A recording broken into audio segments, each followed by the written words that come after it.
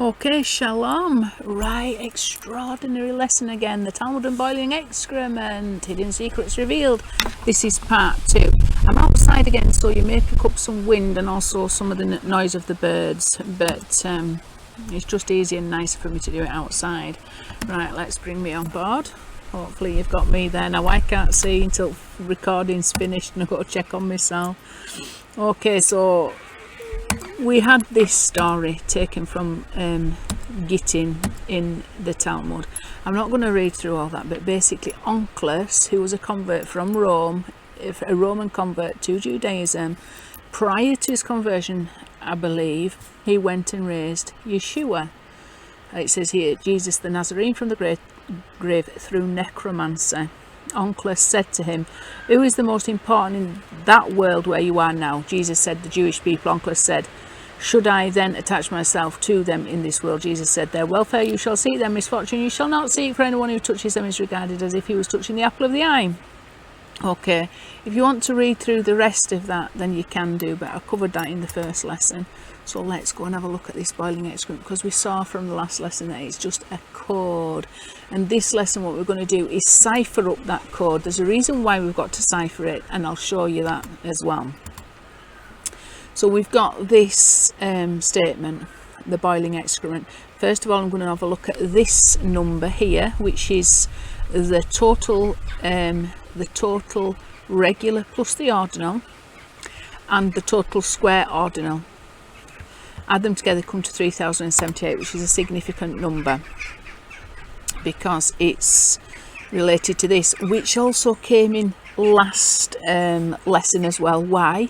Because there's a double connection to this verse with boiling excrement. So bearing in mind this is the beginning of the new covenant, that came about through Yeshua. Okay, so it says, how long will I hide, or backslide? How long will you hide, or backsliding daughter? For the Lord has created something new on the earth. A woman shall go after a man. So it's taken from Jeremiah 31:21, and that's just prior to the revelation of the prophecy of the new covenant. So double connection, because it's connected 4 times 1116, and the overall total is 1116. However, just this part on its own, a woman shall go after a man, when that is filled, one of the fillings here is 3078. Okay, so there's reasons why there's different fillings, because the hair can be filled a different way and the vav can be filled a different way. So hair can be hair and vav can be vav, and that's probably the first one, and then the second one will be when hair is hair aleph. Okay, so that's why it's less. Oops, what's happening here? So that's why it's less, and then that will be possibly because it's filled with a yud, the hair filled with a yud and the vav filled with a yud. So you get different fillings depending on the different filling of the letter hair and the letter vav. Okay, so that filled, however, is 3078. So we can see that link up to this, a woman shall go after a man, which is pointing us back to this critical verse by the looks of it in Jeremiah, and the critical prophecy regarding the new covenant. Okay, so this one then, accounted him as plagued, smitten by God and oppressed. So this is the regular filled plus the ordinal filled. If you add to that the 58 letters of this filling, which is grace, chen, it comes to 3078, exactly the same as this. Yeshua is the one in exile, the suffering servant, who is accounted him as plagued, smitten by God and oppressed. Okay, and again that's filled, each letter as it sounds filled. Oh, I've got all the crows coming in now. They land here every night. Well, a lot. It's hada'at, tree of knowledge. Okay, so we've got to rectify the problem caused by eating of the tree of knowledge, and this whole exile and the whole experience that we're experiencing in exile, to bring about that rectification. is very much linked into Mashiach ben Yosef, or Yosef, who's in disguise, in exile with us, working in a very hidden way, along with Yod He Wah to bring about that rectification, so that we transition from chaos into Shalom, and vessels that are able to contain that Yod He Wah desires to bestow upon us, which is a revelation of his name. And we have to be corrected from the fall of man, where he ate from the tree of the knowledge of good and evil. The problem is in our knowledge. We have got to correct our knowledge, because our knowledge is really the sephira of da'at, which is very much the concept of the Mashiach. The concept of the true Mashiach should be there. And like I said last lesson, it's just like the Egyptians with the raising cobra on all the hats. We have got to take away the Nachash, which has got the same gematria as Mashiach, and put there instead the concept of the Mashiach. The knowledge of God has fallen from our skull into our flesh, our basar. This is why we need the basaroth tovoth, the good news, to elevate that fallen knowledge back up to its rightful place in the skull, in the Golgotha. So all the crucifixion of Yeshua there's a lot of symbolism in that. That's there to rectify our fallen state of da'ath, or rectify us from the sin of eating from the tree of knowledge. And why does Yeshua help in that process? Because Yeshua came from the perfect aspect of Adam's soul that didn't fall. He never experienced a fall. He was without blemish.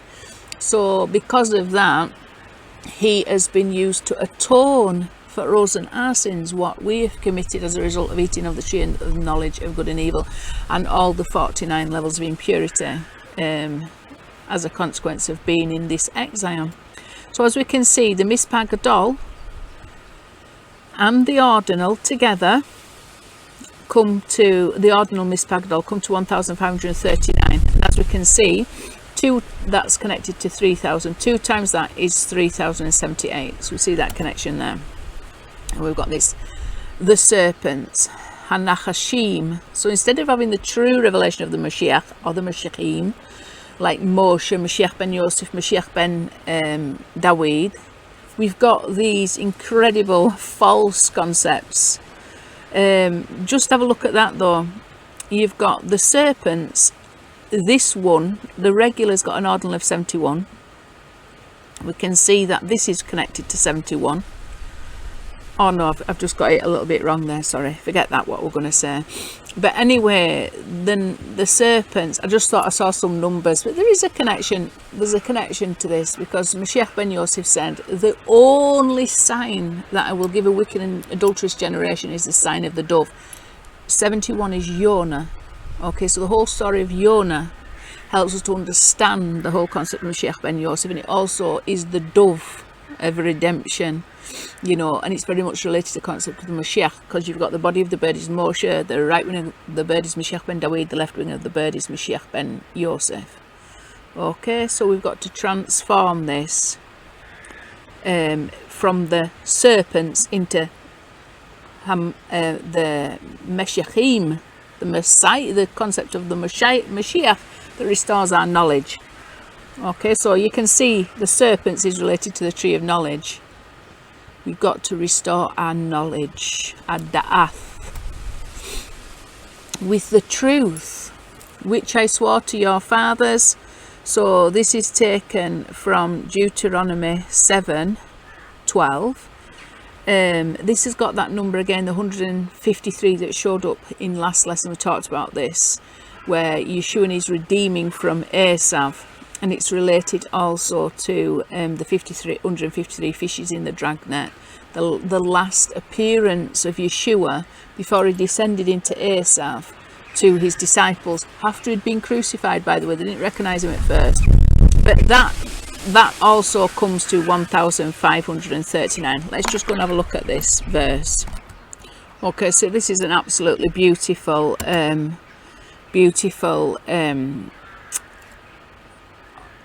it's an absolutely beautiful couple of verses. It says, and it will be because you will heed these ordinances and keep them and perform that the Lord your God will keep you for the covenant and the kindness that he swore to your forefathers. And we talked about the covenant in last lesson, didn't we? The covenant of Shalom, the covenant of Shalom, and the significance of that being related to Yesod, being related to Yosef, being related to Mashiach ben Yosef, and that this in exile is as if it's got Yosef represents the male anatomy. This has got a foreskin on, a double layered foreskin, and this needs ultimately removing to expose that Mashiach ben Yosef is a Hebrew. Yosef is a Hebrew. He is not a Roman, and he is not a Muslim. He is a Hebrew. Okay, so, and he will love you and bless you and multiply you. He will bless the fruit of your womb and the fruit of your soil, your grain, your wine, and your oil, the offspring of your cattle, and the choice of your flocks, in the land which he swore to your forefathers to give you. So this, we talked also about this last lesson. We've got to make that transition from Egypt, slavery, into full redemption. We're in the middle at the moment. We're in the desert still. We haven't made that full transition. We've been taken out of Egypt, and now our work is to take Egypt out of us, to take the negative aspect of the evil inclination out of us, the ego, the lust, the greed, the destructive nature, the warring nature, and replace that with Shalom. It's a massive process of rectification. We need the truth in order to accomplish it. What truth? The truth, oh Yosef, hi, Yosef is still alive. Why? Because when we see the utter perfection through Mashiach ben Yosef, with which Yod-Heh-Wawi has been fulfilling his Torah perfectly in the entire of this 2000 years, I think we're going to take off in a minute. When we see that, and we're very clear with the absolute precision of everything, we understand exactly what he's been doing, this truth helps us to submit to his absolute complete authority, which is what is required. Even our flesh is happy, because our flesh is very troubled in these exiles. It's very troubled out there in the desert. It's a strain on our bodies to not have the power of the truth to overwhelm the fantasy and the lies that are stirred up, and the ego that's stirred up as a result of experiencing exile. Exile is hard. Look in the world around us, people are suffering. Is there any one of us who hasn't suffered? Horrifically. We need a remedy. Our flesh can't take any more. We can't take any more depression. We can't take any more anxiety. We can't take any more fear. We can't have any more worry. The toil we put, the abuse and the trauma, it's just, and the death and the disease. Our bodies are taking a battering. It's a war zone out there. Just everyday living.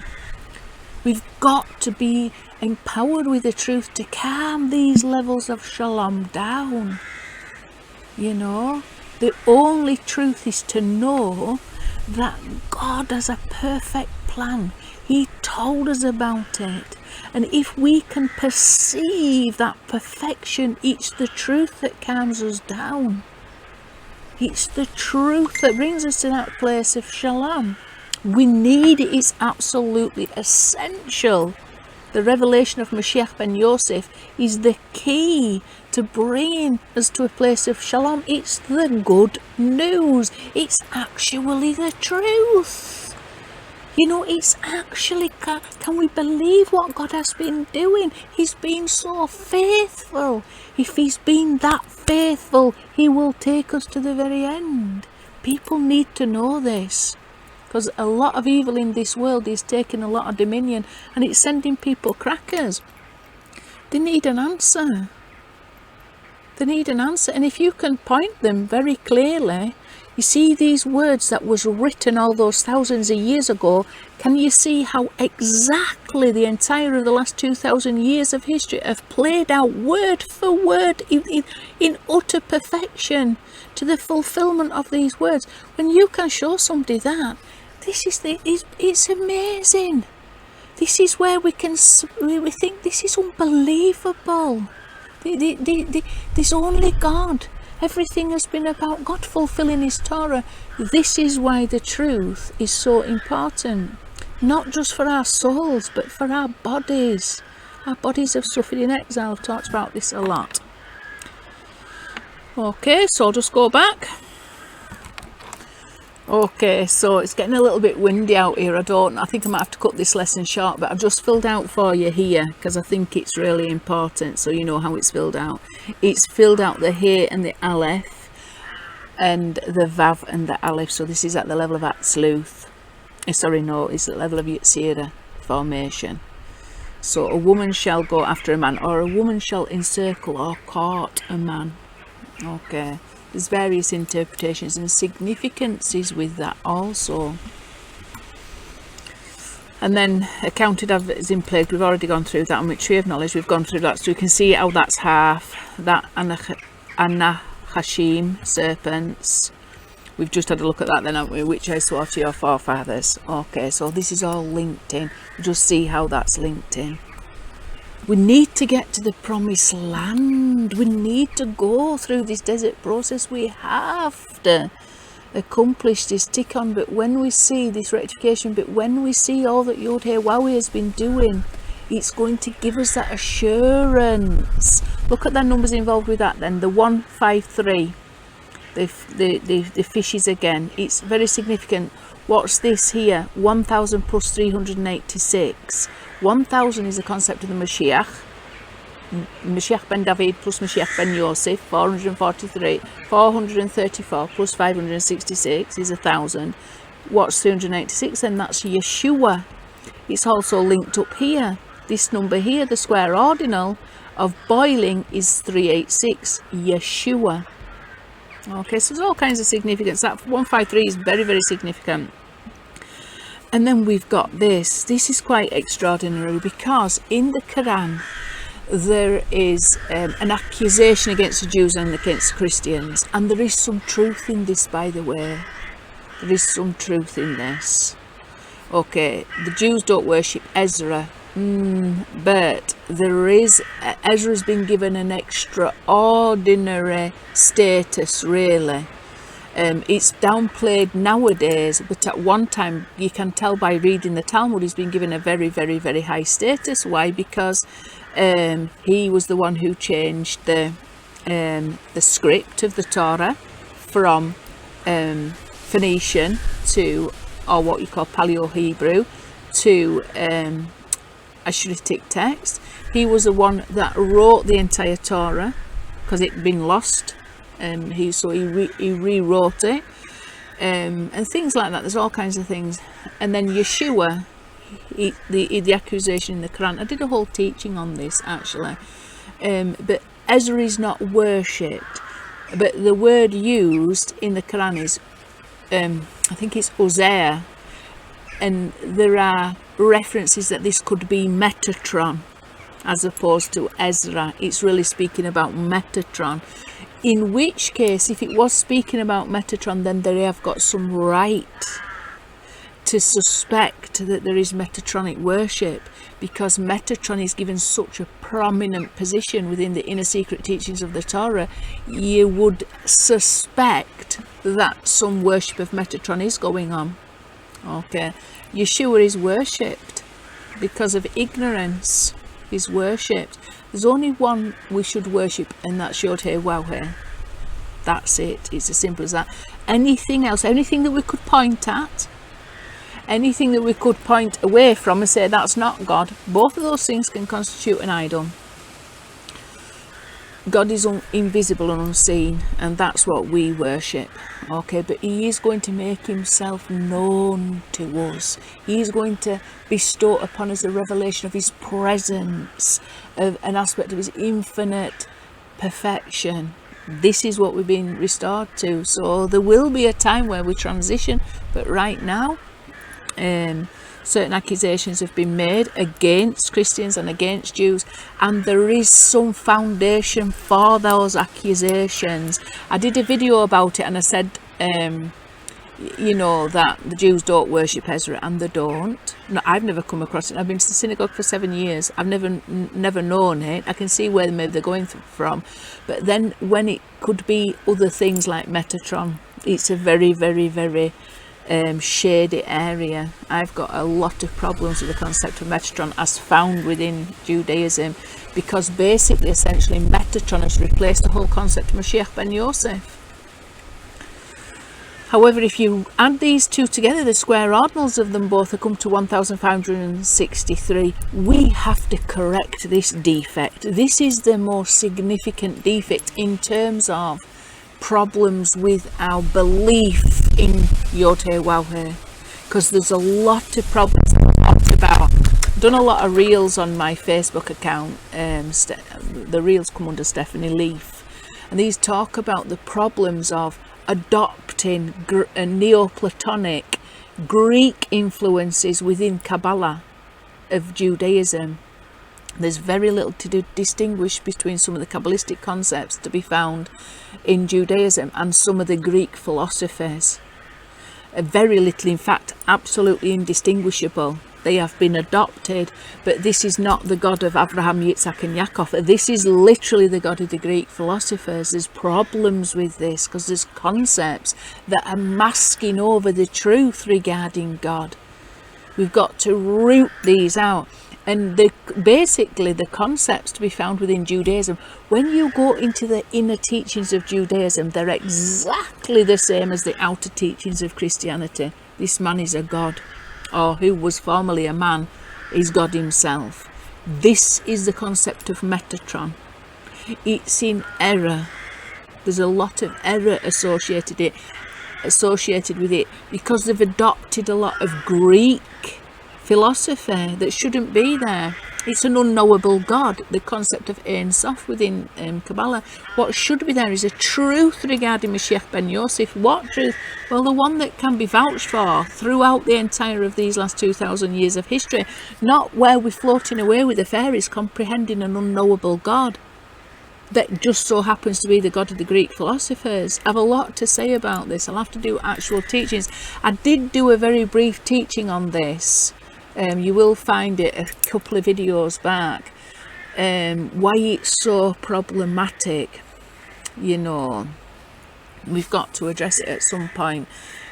We are in exile until we do, because we've got to know the difference between a God of the Greek philosophers and the God of Abraham, Yitzhak and Yaakov. We've got to be able to discern these teachings are erroneous. Why are they erroneous? When they've become such foundational teachings within Judaism and within Christianity. Why are they erroneous? It's very difficult because they've made them such complicated concepts. The concept of Mashiach ben Yosef as found within Christianity and the whole Trinity and things like that, and then the whole concept of Metatron within rabbinical Judaism, it's such a vast, complicated concept. It's very difficult to actually start to define it and then pick out what is in error.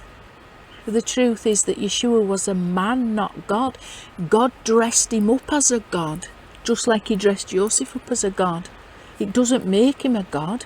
He was a Hebrew man. He just got dressed up in the gods of all the world. Mithras, Osiris, the pagan gods, the Roman gods, the Greek gods, the Arabic pagan gods, the gods of the East, all of them he got dressed up as, for a reason. So the work of Mashiach ben Yosef is done in a very secret way, but he got dressed up as a god just as Yosef got dressed up as Pharaoh. What are pharaohs? Pharaohs are gods, the sun god. You know, the status of living gods. And that I've done teachings before why Yosef got accepted. Why did Yosef get accepted in the Pharaoh's court?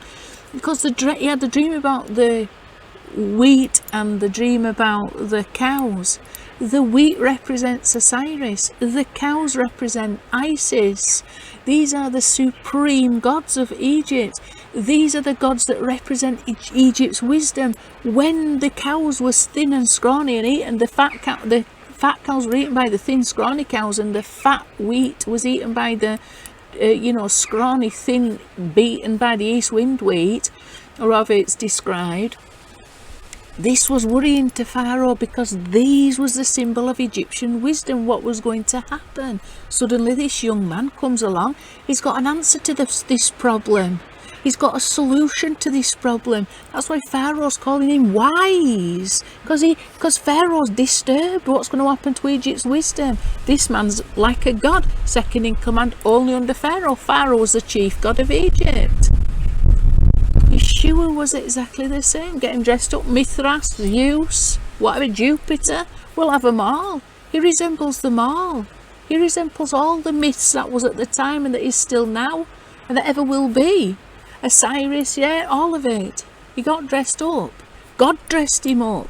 Just as he orchestrated events to dress Joseph up. Does that make Joseph a god? Because Pharaoh put him on, he dressed him up like Pharaoh? No, it's quite clear. The Torah tells us he's Hebrew. The Romans have sold us the gods of the Romans. The Greeks have sold us the gods of the Greeks. It doesn't make him a Greek god or a Roman god. He was a Hebrew man. He ate and everything. He had a miraculous birth because he came from a level of, his level of soul was unique. There was nobody, and there never will be anybody incarnate at the level of his soul. He was a uniquely righteous, perfect person. He had to be. He came from the aspect of Adam's soul that had never sinned. That's why he's called perfect. But he was a human. It was that level of soul that was incarnate as a human man. And this is the problem, isn't it? Because we've really been sold. We've really been sold on this one, haven't we? Because when we experience Yeshua, this pristine level of soul whilst we're trapped in exile, it feels a whole lot like God. When you experience that level of unique soul, it is actually one with the name of Yod-Heh-Waw-Heh.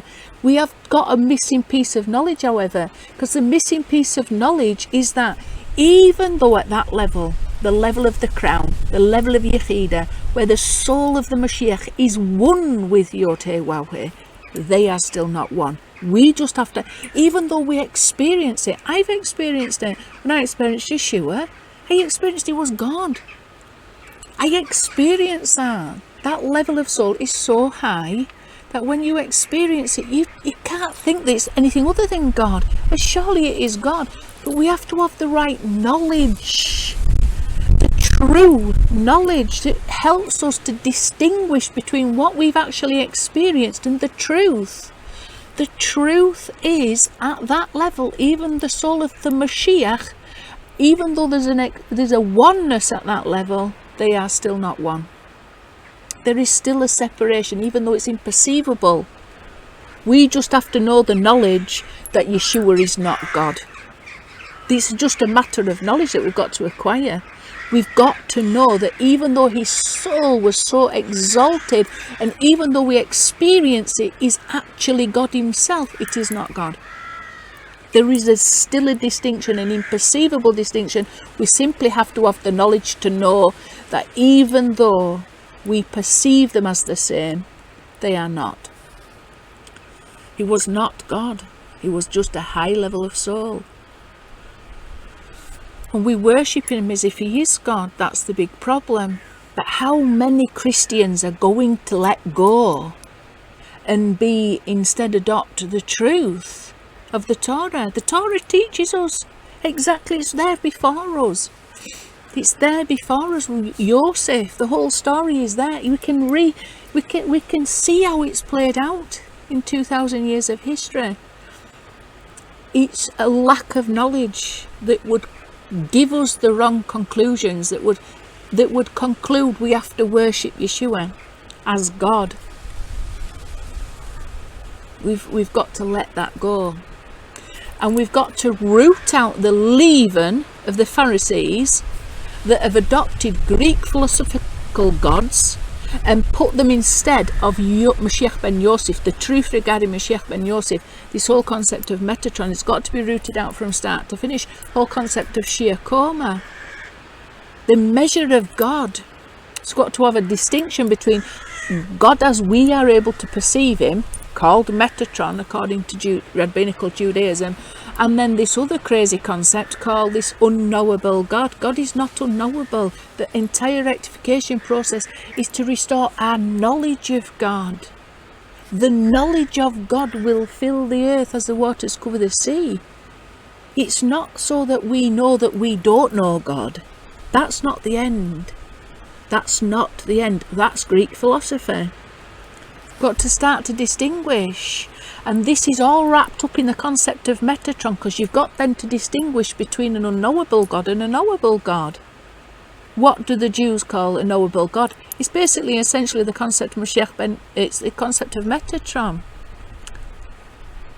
So do they worship Metatron? Well, if you read between the lines, yes, because he represents the knowable aspect of God. When you've got to compare it with the Greek philosophical concept of God that's been adopted, tagged on, it's not the God that we knew. How can you know an unknowable God? Was that the God of Abraham, Yitzhak and Yaakov? No. You don't need the concept of a knowable God as contrasted to a concept of an unknowable God, because there's only a knowable God. There's a knowable God, and that is it. And the God that we don't know, or the God, there's a knowable God. It's called Yod He Waw He. What we don't know of him is still Yod He Waw He, because he changes not. However far he is away, he changes not. It's still Yod He Waw He. However much we can't perceive and understand his ways and his thoughts, he's still Yod He Waw He, unchangeable. He's not something else. He's not something we don't know. And we've got to be able to make that distinction, so that we don't have to have this version of God that we know compared to the version that we'll never know, because he's too infinite to know. He desires to bestow upon us a revelation of his infinite essence and perfection. It's called oneness. We've been prepared for that. The concept of Mashiach ben Yosef teaches us that. That's why we need the concept of Mashiach ben Yosef. It's so important. We can eradicate this idol worship and this confusion, this Greek philosophy and this Roman stuff. We're in Greco-Roman exile. Guess what? We've picked up a lot of exilic thoughts. We need to be divested of.